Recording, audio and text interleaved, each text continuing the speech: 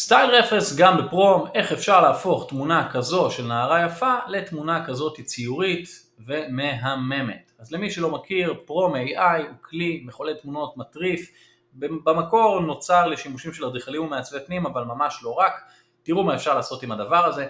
אני הולך לסקץ' רנדרינג, זה כלי ששוב נועד לקחת תרשימים אדריכליים או כל מיני תוכניות העמדה ולהפוך אותן להדמיות ריאליסטיות כמו שאתם רואים פה, אבל אנחנו נעשה איתו משהו אחר.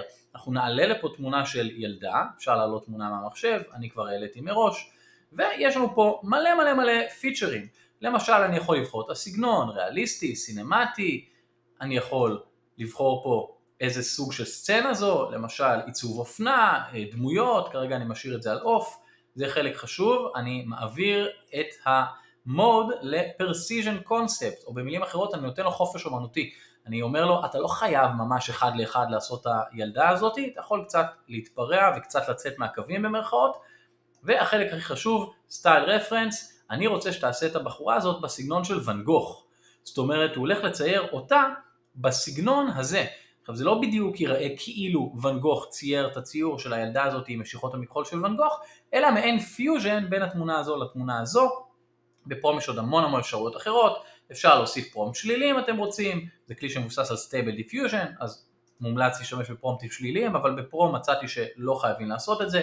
יש פה סליידר של ארטיסטרי, אני כרגע משאיר אותו נמוך, אפשר לשנות פה זוויות צילום, לונג שוט, קלוז אפ וכן הלאה, אני כרגע משאיר גם את זה על אוף, אני הולך לג'נרט במודל הכי חזק, והכינותי מראש, שימו לב, זו תוצאה אחת, וזו תוצאה שיותר אהבתי, תראו את הדבר הזה, איזה יופי, פשוט מטריף, שימו לב ממש איך היא נצמדת אחד לאחד לקווי המתאר, אבל עדיין יצא פה מין פיוז'ן כזה בין הצבעוניות של ואן גוך והלייבלינס שלו, הפרחים, אפילו הציוריות הזאת, ועדיין משהו אחר.